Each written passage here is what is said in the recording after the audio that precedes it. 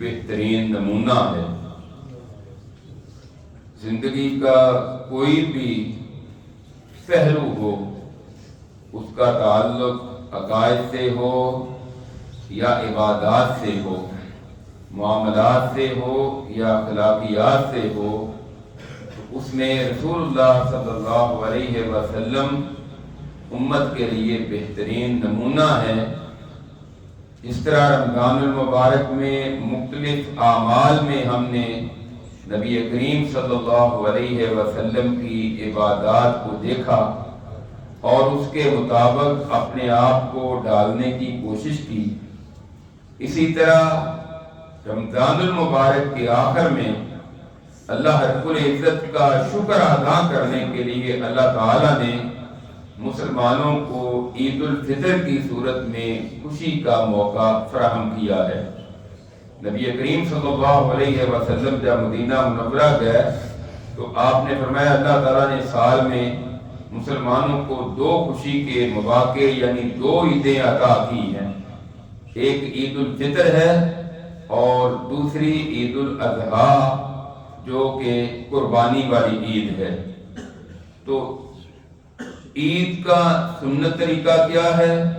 وہ اختصار کے ساتھ اس کے چند مسائل ذکر کرتے ہیں۔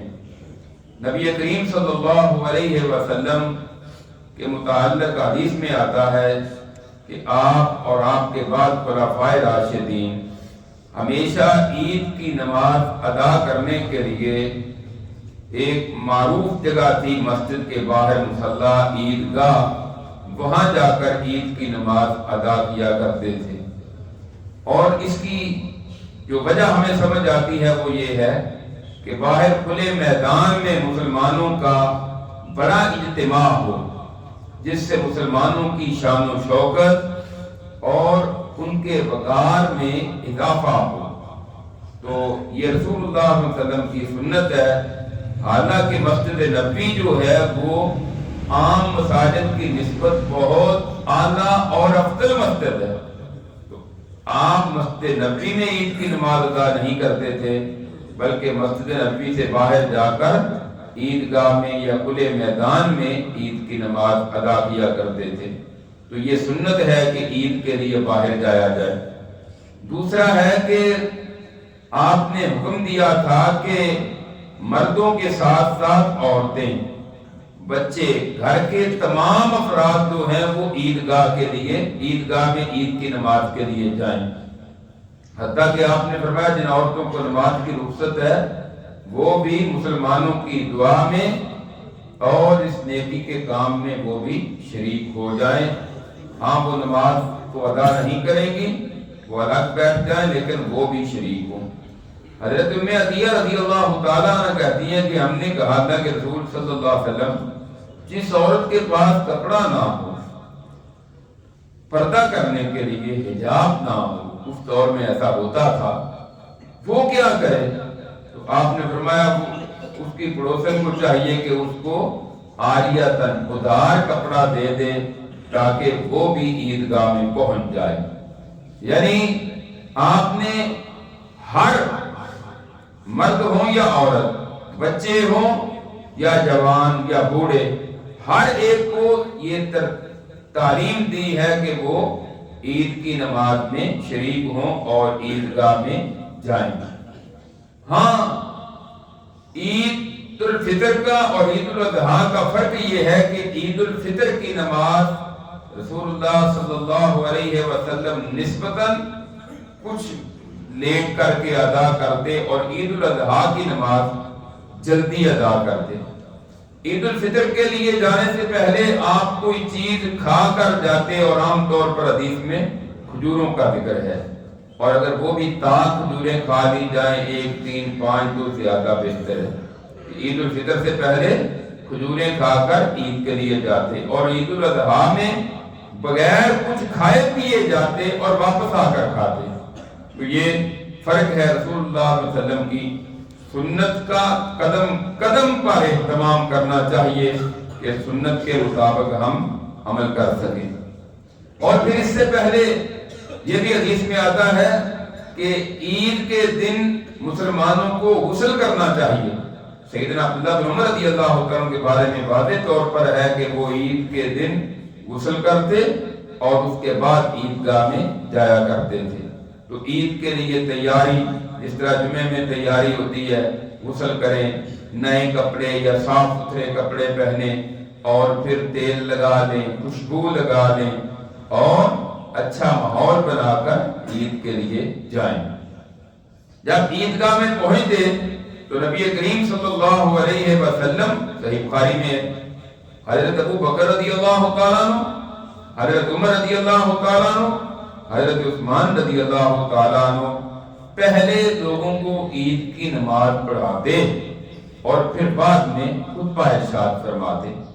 بعض لوگوں نے عید سے پہلے تقریر کا ایک الگ سے طریقہ نکال رکھا ہے کہ خطاب اتنے بجے ہوگا، بالفرض خطاب 7 بجے ہوگا، عید کی نماز 7:30 یا 8 بجے ہوگی، اور عید کی نماز کے بعد شاید 1-2 منٹ کا خطبہ پڑھ کے تو چھٹی۔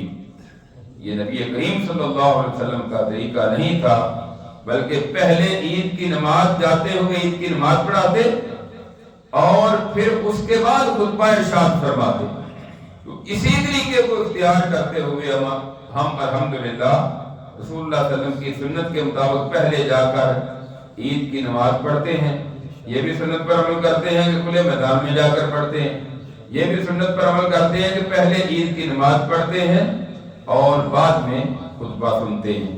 تو یہ رسول اللہ صلی اللہ علیہ وسلم کا طریقہ تھا۔ بعد کے دور میں ایک دفعہ ایسا ہوا کہ مروان کا دور تھا، تو اس نے کہا جی پہلے خطبہ دے دیتے ہیں۔ صحابی رسول نے کہا کیا ہو گیا تمہیں، رسول اللہ کا تو یہ طریقہ نہیں تھا۔ میں نے کہا بعد میں لوگ خطبہ سنتے نہیں، عید کی نماز پڑھ کر چلے جاتے ہیں۔ تو بہرحال لوگ خطبہ سنیں یا نہ سنیں، سنت کو نہیں چھوڑا جا سکتا۔ ہمارے تو الحمدللہ لوگ خطبہ سنتے بھی ہیں، ایسی بھی کوئی بات نہیں ہے۔ کوئی اکا دکا ہو گیا کہ جس کو دین کی اتنی سمجھ ہی نہیں ہے کہ وہ جلدی سے دوڑ جائے، وگرنہ عید کی نماز بھی اطمینان سے ادا کرتے ہیں اور اس کے بعد خطبہ بھی سنتے ہیں۔ 24 گھنٹوں میں آپ نے عید کی تو نماز ہی پڑھنی ہے، اور کرنا کیا ہے؟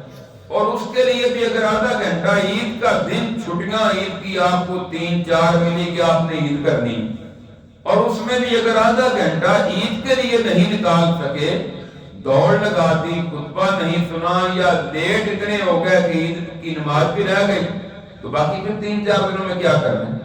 یعنی جو اصل کام تھا، جس کے لیے چھٹیاں کی گئیں، جس کے لیے آپ نے نئے کپڑے خریدے، تیاری کی، وہی کام رہ گیا، تو باقی پھر کیا کیا؟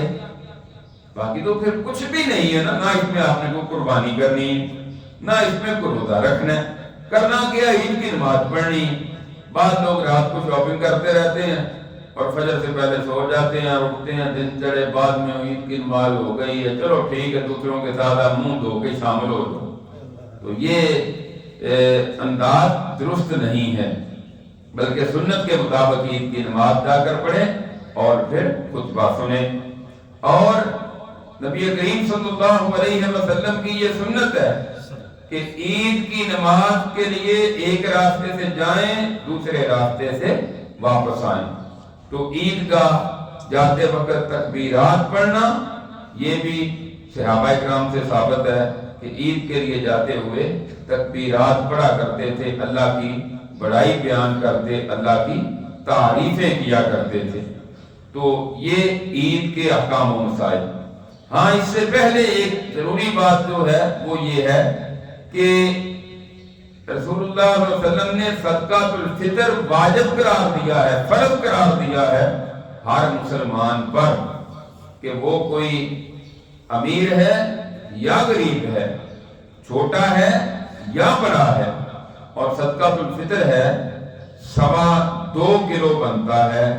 آپ کی جو بھی غذا ہے، گندم میں آٹا کھاتے ہیں تو وہ دیں، چاول کھاتا ہے تو وہ دے دیں، جو تو میرا خیال کوئی بھی نہیں کھاتا یہاں ہمارے ہاں، اگر کوئی ایسا ہو تو وہ دے دے۔ تو گندم اور آٹا یا چاول وغیرہ ہی استعمال ہوتے ہیں خوراک کے طور پر، اس کا 2.25 کلو کا حساب لگائیں۔ رافسا آئیڈیا جو چونکہ آٹے کے ریٹ بھی مختلف ہوتے ہیں، تو وہ 200 سے 250 روپیہ بنتا ہے تقریباً۔ جو اس سے زیادہ دینا چاہتا ہے 300 دے دے، 500 دے دے، یہ اس کی مرضی، یہ کم از کم کی میں بات کر رہا ہوں۔ اور آپ نے فرمایا یہ مساکین کا کھانا ہے، تو یہ عید سے 1-2 دن پہلے ادا کرنا چاہیے، اور عید کی طرف نکلنے سے پہلے پہلے یہ ادا ہو جانا چاہیے۔ گھر کے تمام افراد کی طرف سے حساب کر کے یہ سب سے پہلے دیکھیں کہ آپ کا اگر کوئی قریبی رشتہ دار ہے، آپ کا ہمسایہ ہے، اور کوئی محلے دار ہے، کوئی نمازی ایسا ہے جو غریب ہے، جو مسکین ہے، تو یہ ان کو ادا کریں، یہ ان کے لیے مساکین کا کھانا، تاکہ وہ بھی مسلمانوں کی عید میں خوشی میں شریک ہو جائیں۔ یہی وجہ ہے کہ ہم نے کبھی بھی مسجد کے لیے تو خیر فطرانہ جمع ہی کیا کرنا ہے، مدرسے کے لیے بھی جمع نہیں کرتے، تاکہ یہ غربا مساکین تک ان کا حق پہنچ جائے۔ تو یہ ادھر ادھر دینے کی بجائے کوشش کریں کہ غربا اور مساکین کو ان کا حق دیں۔ اور یہ آخری اب دن شروع ہو گیا، 28واں روزہ ہے، 1-2 دن آخری ہیں، تو ان میں ادا کر دیں اپنے گھر کے تمام افراد کا حساب لگا کر۔ تو کوشش کریں کہ سنت کے مطابق بر وقت تیاری کر کے عیدگاہ میں پہنچیں۔